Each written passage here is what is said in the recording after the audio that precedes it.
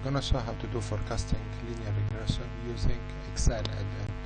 So first you need to add this, and I need to clarify that there's more video in the Excel solver playlist, and you really need to install the forecast.xla, which is the forecasting Excel add-in.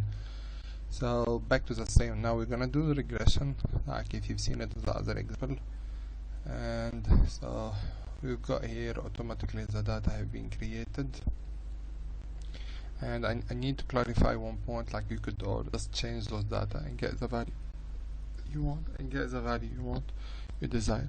Let's plot those two data and see how does it look like. So if you consider this as a start and insert, okay, so here is our data. Okay, so series 1 is so we're gonna format data series, nope, select data, so we just gonna, this is like the original data. Okay, we've got, so we need format data series. Okay, so select data, we're gonna add new one, so this is the trend regression one, and the value